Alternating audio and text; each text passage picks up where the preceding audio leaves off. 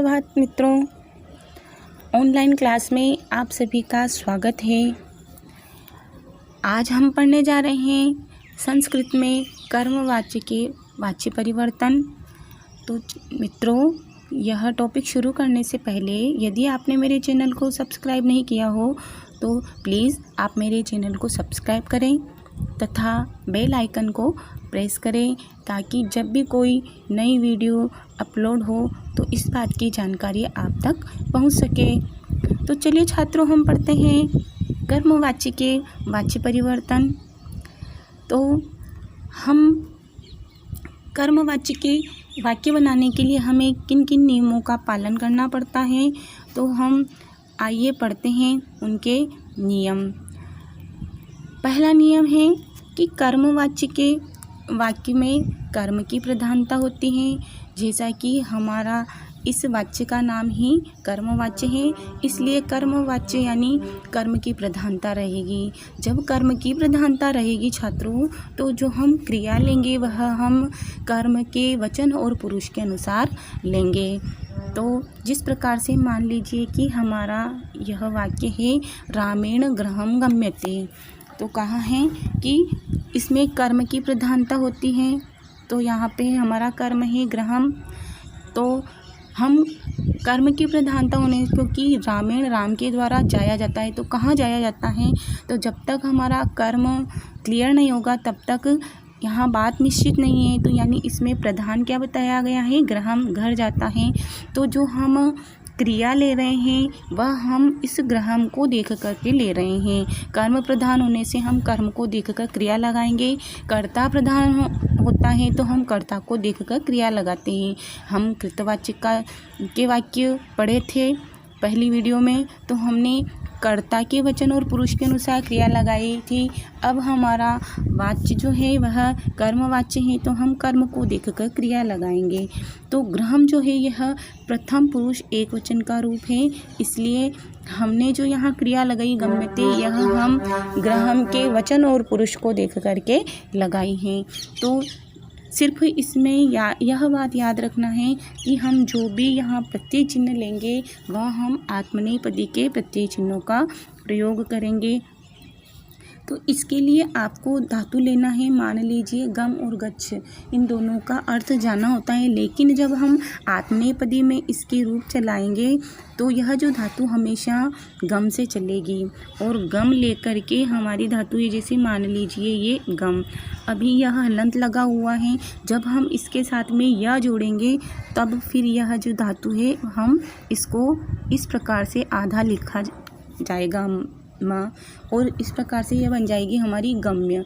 जब भी हम कोई धातु लेते हैं तो इसके पीछे यह अवश्य जुड़ेगा, तो इसलिए हमने यहाँ पे गम के पीछे यह जोड़ा, तो यह बन गया गम्य। और गम में जोड़ करके फिर हमको इनके आत्मनेपदी के प्रत्यय चिन्हों का प्रयोग करना है।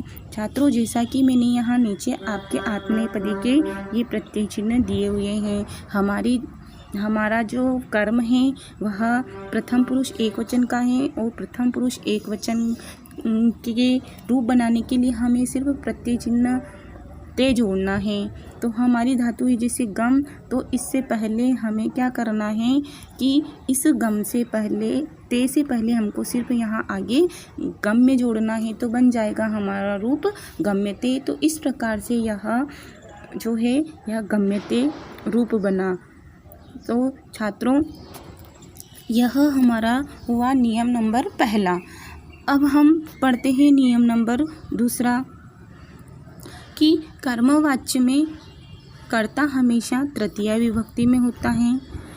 तो जिस प्रकार से हमारा वाक्य यह है रामेण गृहं गम्यते, तो इसमें कहा है कि कर्ता, और कर्ता इसमें कौन है, ये राम, और कर्ता हमेशा तृतीया विभक्ति में तथा कर्म प्रथमा विभक्ति में रहता है। तो जो राम की तृतीया है वह रामेण ही होती है, तो यहाँ पे यह रामेण है। और उसके बाद में कर्म, और कर्म हमारा गृहम है, और गृहम जो है यह प्रथमा विभक्ति में ही है। और हमने जो क्रिया लगाई वह गृहम को देखकर लगाई। इस प्रकार से हमारा वाक्य बना कि रामेण गृहं गम्यते। छात्रों, यदि हमने जैसे मान लीजिए कृतवाचकी वाक्य को कर्मवाच्य में बदलना था। मैंने आपको कृतवाच्य समझाए थे और मैंने यही वाला आपको एक वाक्य दिया था, रामः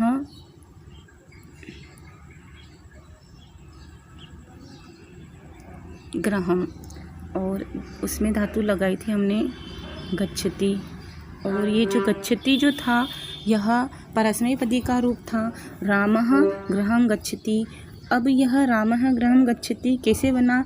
अब हम इस मान लो कर्मवाच्य के वाक्य को बदलते हैं तो हमारे नियम के अनुसार कृतवाच्य का नियम है कि कर्ता जो है हमेशा प्रथमा विभक्ति में रहेगा। तो यानी जो रामेण है या तृतीया का, इसको पुनः हम प्रथमा में बदल देंगे तो रामेण की प्रथमा हो जाएगी रामः। फिर हमको कर्म को जो है वापस हमको द्वितीय विभक्ति में बदलना है और ग्रहम की द्वितीया जो है ग्रहम ही होती है, क्योंकि नपुंसक लिंग का शब्द है और नपुंसक लिंग में प्रथमा और द्वितीया के तीनों वचन समान चलते हैं, तो यह ग्रहम का ग्रहम ही रहेगा। तो यह बन गया रामः ग्रहम। और जो गम धातु है जब हम परस्मैपदी में चलाते हैं तो वह गच्छ से चलते हैं और ये गच्छ धातु है और उसके प्रत्यय चिन्ह होते तीतः अंति। तो हमारा ये प्रथम पुरुष एक वचन का कर्ता है राम, क्योंकि अब हम जो कृतवाच्य का वाक्य बना रहे हैं तो हम क्रिया को देखकर बना रहे हैं, कर्ता को देखकर बना रहे हैं, इसलिए कर्ता जो है हमारा प्रथम पुरुष एक वचन का है और प्रथम पुरुष एक वचन का जो परस्मैपदी में रूप चलता है वह ती है, इसलिए बना हमारा रामः गृहं गच्छति। तो छात्रों, जब हम कृतवाच्य के वाक्य को जब हम कर्मवाच्य में बदलेंगे तो हम रामः गृहं गच्छति को जब वापस कर्मवाच्य में बदलेंगे तो बन जाएगा राम की तृतीया रामेण बनेगी और ग्रहम की प्रथमा ग्रहम ही रहेगी। और फिर हमको ये इस ग्रहम को देख करके इसके आत्मनेपदी के रूप बनाने रहेंगे तो गम से चलेगा। तो हमने बनाया यहाँ इसका प्रथम पुरुष एक वचन का रूप, तो बना गम्यते। तो छात्रों, आपको यह नियम नंबर दूसरा समझ में आया होगा। अब हम चलते हैं नियम नंबर तीसरे की ओर। कर्मवाच्य में सभी धातुएं आत्मनेपदी में होती है, जो कि मैंने आपको समझाई हैं। और जब भी हम कोई धातु लेते हैं तो उसके पीछे य जोड़ा जाता है, जैसे मैंने बताया था आपको गम के साथ। जैसे मान लीजिए हमारी धातु है पठ, हलंत लगा हुआ है, अब हमको इसके साथ यह जोड़ना है तो बन जाएगा पठ्य। और पठ्य लेकर के हमको सिर्फ हमारे ये जो आत्मनेपदी के रूप हैं प्रत्यय चिन्ह, इनके आगे हमको सिर्फ पठ्य जोड़ना है। पठ्य आगे जोड़ दिया तो बन गया पठ्यते, पठ्य आगे जोड़ दिया तो पठ्यते और पठ्य आगे जोड़ा तो पठ्यन्ते। पठ्य से पठ्ये थे और पठ्यद्वे, पठ्ये पठ्यावहे और पठ्यामहे, इस प्रकार से हमें आत्मनेपदी के रूप बने। तो छात्रों, आपको वाच्य परिवर्तन समझने के लिए आपको जो दोनों प्रत्यय चिन्ह हैं आत्मनेपदी के और परस्मैपदी के, तो यदि हमें कृतवाच्य का वाक्य बनाना है तो हमें परस्मैपदी के रूप का प्रयोग करना है, और यदि हमें कर्मवाच्य का वाक्य बनाना है तो हमें आत्मनेपदी के रूप का प्रयोग करना है। यह बात हमको ध्यान रखना है। छात्रों, आपको मेरी यह वीडियो पसंद आई होगी, और यदि पसंद आई हो तो आप मेरे इस वीडियोस को लाइक करें तथा अपने मित्रों में शेयर करें।